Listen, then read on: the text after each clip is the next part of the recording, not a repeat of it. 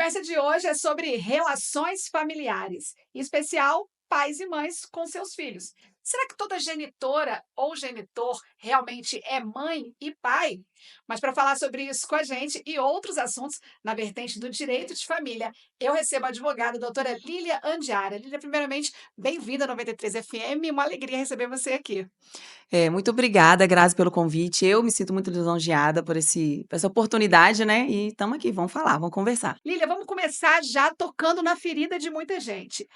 Eh, Existe uma grande diferença entre ser mãe, ser pai ou só fazer aquela criança e ser o genitor ou genitora. Eu queria que Sim. a gente começasse explicando qual que é, na sua visão, a diferença realmente entre apenas gerar essa criança e ser a mãe. Qual que é a diferença de genitora e mãe? Qual a diferença entre genitor e mãe? Uma genitora, ao decidir entre realizar algo para si ou para o seu filho, sempre priorizará a si mesma. Uma mãe jamais colocaria seu filho em segundo plano e nunca precisaria da justiça para ensinar o verdadeiro significado da maternidade. Diretamente que eu vejo na prática, na justiça, a diferença de genitora e mãe são as atitudes, são os atos, né, que uma mãe, ela nunca vai precisar, né, como fala na frase, da justiça para que ela possa ter a consciência do que é a maternidade.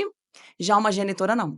A genitora, ela vai, muitas das vezes, ela vai precisar da justiça e de terceiros para poder falar com ela: alô, você tem um filho, você precisa cuidar, você precisa alimentar, você precisa ser exemplo.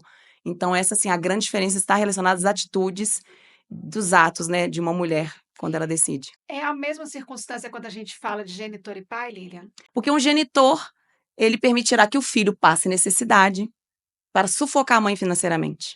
Olha E isso. um pai jamais permitiria isso. Ele não precisa da justiça para cobrar algo que é de sua responsabilidade. Na maioria das vezes, o que acontece? Uma mãe, vamos falar um pouco assim do financeiro, nem vou falar do sentimental. Ela prioriza coisas para ela, para si, e muitas vezes usando a própria pensão da criança Olha. para se beneficiar e deixar o filho passar necessidade. Eu já vi inúmeras vezes Não se isso. importa com aquela criança que está ali, com aquele adolescente que está ali precisando dela, Não, como mãe. como mãe. E o pai é a mesma coisa, né, um pai, por exemplo, ele nunca vai deixar de visitar o filho, de estar perto do filho, mesmo que seja separado, sabe, Grazi? Nós estamos falando aqui de situações de divórcio, Sim, né. A gente pode ter pais divorciados claro. E e é mães muito normal divorciadas, isso hoje em com dia. certeza, né. Por exemplo, Sim. eu sou divorciada, né, E tem uma e filha. tenho uma filha, então assim, eu sou uma mãe, porque eu priorizo a minha filha acima de tudo. Todas as minhas vontades serão após satisfazer a vontade e questões de estudo, financeiro, saúde da minha Suprir o que filha. sua filha precisa É. primeiro. E o pai, mesma coisa. Existem muitos pais separados, Sim, né? Que são paizão, caras assim que são tipo, se tivesse próximo, não seria tão pai como é estando longe.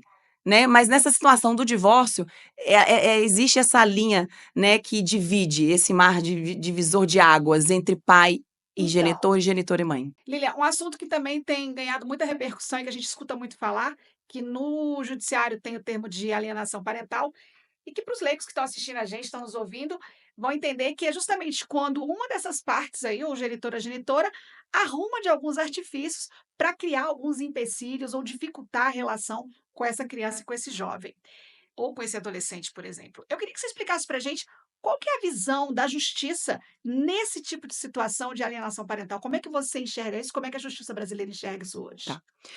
Lembrando que, o direito de família, ô Grazi, ele é regido sempre pelo princípio do interesse, o melhor interesse da criança e do adolescente. Isso é o que rege o direito de família.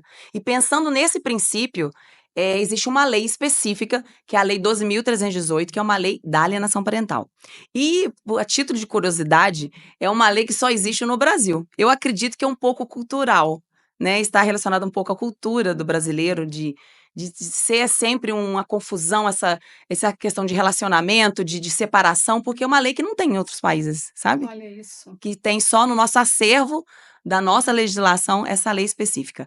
E a lei da alienação parental, ela fala muito sobre o distanciamento, né? Ela protege o não acontecer esse distanciamento dos genitores em relação à criança, porque quando se divorcia, você separa. Vamos falar na prática, assim, é aquele caso, o pai e a mãe separou e a mãe começa a falar muito, muito, muito, muito Isso. mal do Isso. pai para a criança. Então, aí que eu vou entrar falando um pouco o que acontece, essa alienação parental. Além dessa falação, que é quando a mãe promove a desqualificação do pai, além disso, existe um rol exemplificativo na lei, que eu vou citar algumas questões e vou exemplificar cada uma, porque as pessoas sempre acham que é somente falar mal.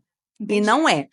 Porque a alienação parental, ela vem proteger esse não distanciamento do pai ou da mãe. A gente fala sempre que a alienação parental ela é praticada pela mãe, porque hoje a maioria das guardas Fica com as mulheres, fica com as né? mulheres, né? Mas isso nada impede de um pai fazer alienação parental também, né? Entendi. Mas Mas é aí mais comum, né? é mais comum a prática de alienação parental da mãe. Não tem como, e isso é. Só que existem dois casos que às vezes o genitor ou a genitora, ele vai diante da justiça dizer, tá acontecendo alienação parental, mas não é alienação parental porque é um distanciamento protegido pela lei. No caso, por exemplo, de abuso Sim. e o caso de negligência parental, por exemplo. A mãe sabe que o pai não tem condição de cuidar da criança. E ela não tem como mandar a criança pra lá. Como que a mãe vai mandar pra lá? Então o pai entra na justiça falando, alienação parental, ela não deixa ver a criança, mas o pai não tem responsabilidade. O pai pega a criança e deixa com a avó, o pai bebe na frente da criança, usa droga na frente da criança. Então, assim, no caso que a mãe ou o pai necessite de distanciar essa criança do genitor, se é por causa de negligência parental, né, uma negligência aí do pai e da mãe, ou abuso, no caso, né, de abuso, nunca vai qualificar uma alienação parental. Então tem que analisar caso a caso. Todo. Eu falo assim que cada Justiça. família é de um jeito, não existe uma coisa, na direito de família não existe um rol taxativo. A maioria dos rols são exemplificativos para dar um norte ao advogado ou juiz, porque cada família tem um caso. E aí falando agora da alienação parental em si, que é o que a justiça, a gente, né, chega no meu escritório, por exemplo, pais dizendo, olha, eu não aguento mais, eu quero uma ajuda da justiça porque eu não consigo ver meu filho.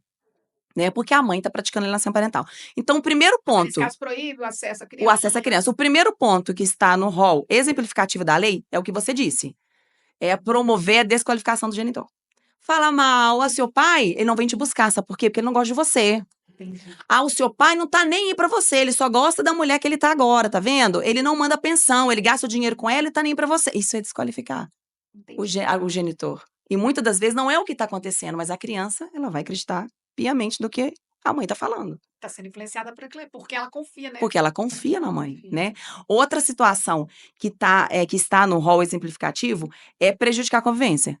Por exemplo, está ali na sentença que o pai vai buscar quartas e sextas e um fim de semana com um, fim de semana com outro, e quando o pai chega, essa é a maior reclamação que eu recebo dos pais lá no meu escritório, é essa.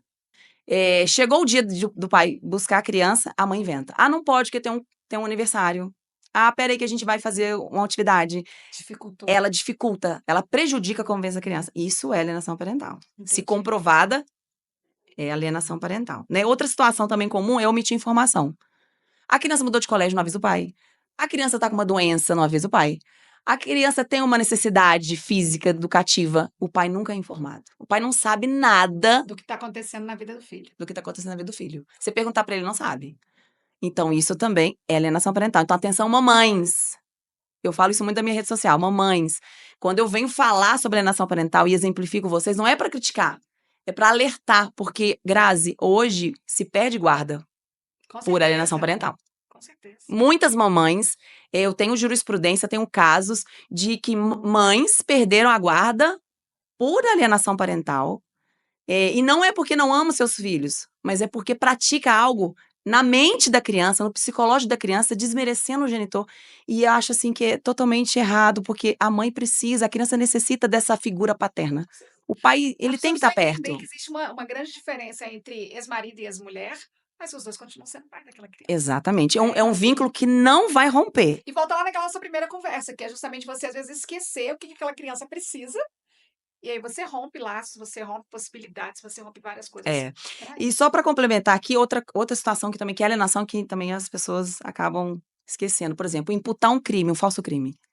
Que o pai abusou e não aconteceu, né? Ou a mãe abusou. Mentiras, também é alienação parental. Dificultar a autoridade parental, por exemplo. A mãe manda a criança lá para casa do pai. Fala, olha, ele não vai jogar videogame hoje. Tá de castigo. e vou deixar ele com você, porque é o seu dia, né? Mas ele não pode fazer Ele isso. não pode fazer isso. O que que o pai fala? Ah, tá bem, fechou a porta, aqui em casa não tem isso não, tá? Aqui você faz o que você quiser. Castigo só na casa da mãe. Olha, gente, Isso é alienação parental. Isso é desqualificar a autoridade paterna, né? No caso da mãe, a autoridade materna. Então, se você vive nessa situação de deixar o filho para casa do pai ou da mãe, e você às vezes dá uma informação para o pai, sendo direcionada à educação da criança, e o outro genitor não cumpre, é alienação parental. E a mais comum também, e fácil de entender, que seria mudar de cidade para dificultar a convivência. Porque às vezes a mãe tem que mudar de cidade por financeiro, por trabalho, por questão da criança, mas muitas das vezes a mãe fala assim: eu vou mudar. Eu já tive casos no meu escritório da pessoa falar assim, a mãe ir lá fala assim: doutor, eu vou mudar, e eu vou mudar para prejudicar, porque eu não quero que ele veja o pai. olha, E se o pai conseguir provar que a mudança não estava ligada a trabalho, não estava ligada a alguma melhoria para a criança, o bem-estar da criança, é alienação parental e essa mãe pode perder a guarda. gente, assuntos importantes. Lila, quero falar de um outro assunto polêmico com você, quando a Hum, gente está falando de relações pessoais, principalmente de homens e mulheres. Traição. A traição, ela pode ter algum impacto. Descobri uma traição, descobri que meu marido me traiu, ou eu traí o meu marido, aquela relação se findou por esse ou por outros motivos juntos, mas traição tem algum impacto legal no momento de um divórcio, por exemplo? Tem peso? sim, sim, Grazi, tem. E a pessoa que sofreu essa traição, ela pode, no momento ali do divórcio, pedir danos morais. Mas essa traição, ela tem que estar muito bem qualificada e comprovada que houve um abalo emocional, que houve uma situação de exposição vexatória, que a pessoa se encontrou numa situação assim que a sociedade ficou sabendo, a família toda, a Os vizinhança, prejuízos mesmo. trouxe uma situação de vexatória, né? Um constrangimento. É isso que diz a lei. Se foi um constrangimento público, esse constrangimento ele fica qualificado e comprovado, a traição ela vai gerar sim indenização moral. Gente, pô, cuidado, então, amigo, não faz isso não, não trai ninguém não, que senão vai ter que, ó, gastar dinheiro. Vai. Verdade. Ô, Lília, outra coisa, a gente está num mundo extremamente tecnológico, né? Tudo hoje está na palma da nossa mão, no celular, no iPad. As pessoas estão muito rápidas, as informações chegam muito rápidas. Esse tipo de tecnologia, como por exemplo o WhatsApp, hoje eles podem ser usados como prova em processos envolvendo questões familiares. Esse tipo de prova tecnológica já é aceito pela Justiça do Brasil? Sim, Grazi, já é aceito. E a gente praticamente 90% hoje dos casos que a gente distribui, as iniciais de divórcio, guarda, família, o que for, sempre vai ser comprovada alguma situação pelo WhatsApp. Conversa, áudio, tudo isso é anexado no processo. Os juízes acatam, os juízes entendem que essa prova tem um peso legal, um peso de comprovar uma situação, um ato. Com certeza, o WhatsApp, gravação, vídeo, ela entra aí no processo como prova documental, sim. Então, ele escreveu a mensagem, apagou, printou, amigo. Não adianta, Printou, não. já era. Printou, já Já era. era. E às vezes tem outro telefone, nem filma. Ainda tem essa A situação. pessoa Olha, paga. olha, Eu, olha. eu recebi um caso, uma cliente assim, ela foi tão Ah, esperta, e ela falou, vou conversar com o pai. Só que ele apaga. O que que ela fez? Ela pegou um telefone da mãe e e começou a gravou. conversa e foi gravando. Ele tava pagando tudo, mas ficou tudo gravado. Tá vendo, amigo? Vamos falar um pouquinho sobre. A gente voltar no assunto do divórcio, vamos falar sobre pensão. Casal sem filhos, separou. O cônjuge tem direito à pensão? E quem é que tem direito à pensão se houvesse direito? Então, Grazi, a pensão ela pode ser pleiteada sim pelo cônjuge que foi abandonado, né? Só que essa pensão ela só vai ser ratificada aí pela justiça, o juiz vai dar ok, se comprovar que esse cônjuge abandonado ele não tem condições financeiras de sustentar. Por exemplo, uma mulher que foi dona de casa, dona do lar a vida toda, como que Não você tem vai. filhos? Não tem filhos, como ela vai inserir essa mulher novamente no mercado de trabalho? Às vezes ela está com 40 e tantos anos, 50. E como é que ela vai estudar e ela vai ser inserida novamente? Então, o juiz, ele leva em consideração isso.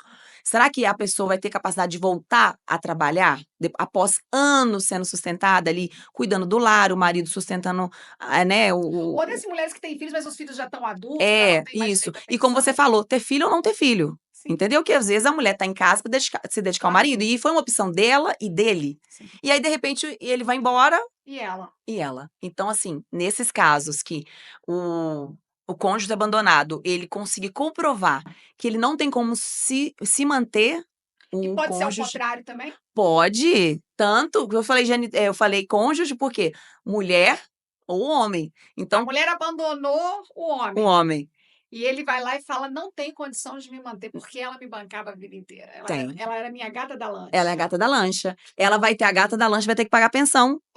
Vai ter Olha, que pagar pensão, não importa o gênero. A lei está para ambos os gêneros. se Então, comprovar a se comprovar necessidade. necessidade, a pessoa não tem condição, né? Não, às vezes, sabe o que também? Saúde. Às Olha, vezes não é nem não conseguir retornar ao mercado de trabalho.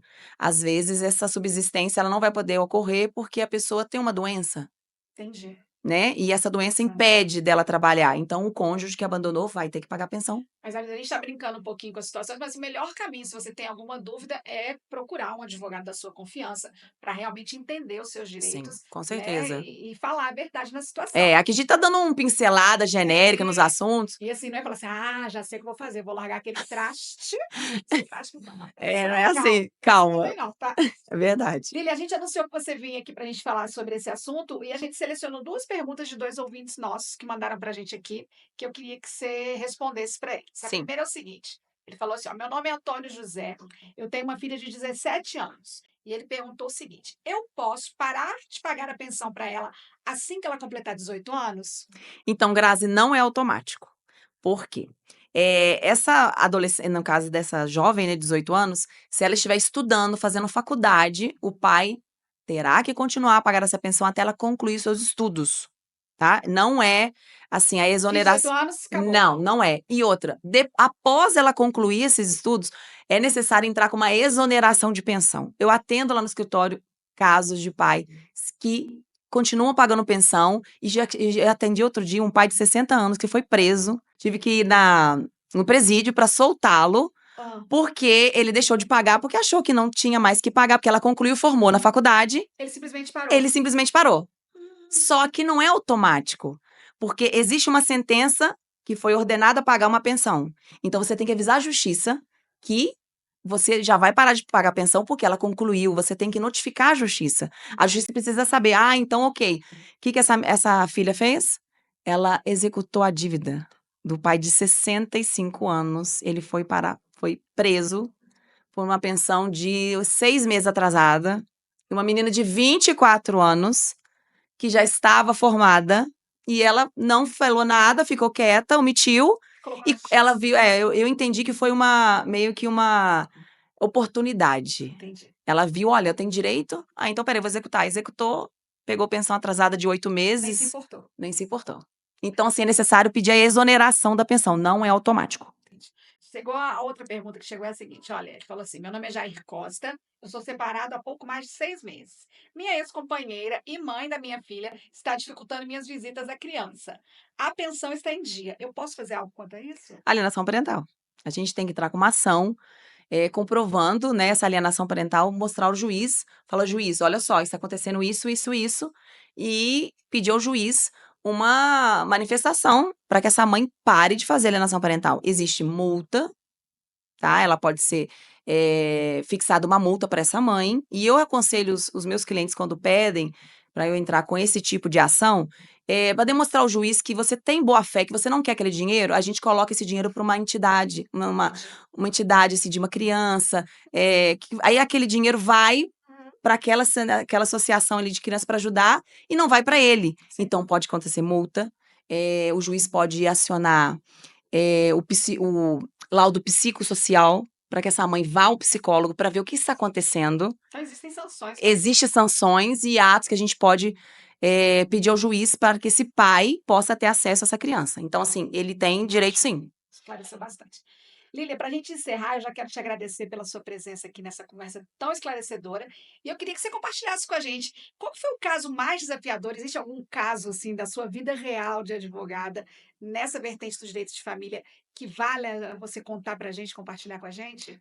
Sim, eu me deparei há mais ou menos uns 6 meses com um caso muito complicado. É uma mãe, ela foi até o meu escritório, fazer pedido de pensão alimentícia, queria que eu entrasse com uma ação para regularizar a pensão. E aí eu conversando com ela para saber como é que foi o relacionamento dos 2, e essa mãe ela sofreu um abuso. Ela foi abusada pelo pai da criança. Só que na época, há 9 anos atrás, o abuso não ficou comprovado. Meu Deus. E ela teve que entrar na justiça contra o abusador, Que era o pai da que é o criança. pai da criança, para pedir pensão. Então, assim, isso me assustou muito, porque já é complicado você entrar com uma ação contra o genitor, o próprio pai da criança ali, né? Genitor, eu digo quando. Genitor, porque Sim, o genitor tem que pagar e não paga, então, para mim, é genitor, porque o pai nunca vai deixar. sim. Agora, contra um abusador, né? Assim, olha o trauma que essa mãe. Marcou sua vida, é isso? Muito, porque é um trauma dela e da criança. Ao olhar para a criança, ela falava: "Eu sempre olho para a criança, eu amo ele de paixão, meu filho, mas eu vejo ele ter que entrar com essa ação, a gente vai ter que ter audiência de conciliação, conversar", e sabendo que a justiça não conseguiu comprovar esse abuso.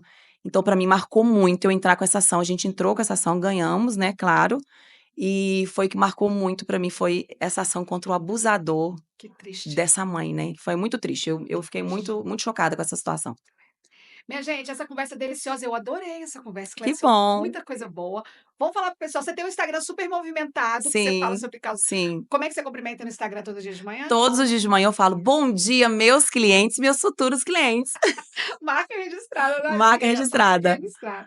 Lília, o pessoal que quiser te acompanhar, conhecer um pouquinho do seu trabalho ou precisar de você, como é que as pessoas te acham? Tanto no Instagram e seu escritório também. É, então, o Instagram é @doutora Lilian Diara, vocês vão encontrar lá conteúdos, eu sempre tô dando dica, quando posso, né, quando tá naquela correria, tô gerando conteúdo pra vocês. E o escritório é na Rua 15, 62, sala 201, logo ali em cima do Santander, o prédio do SPC.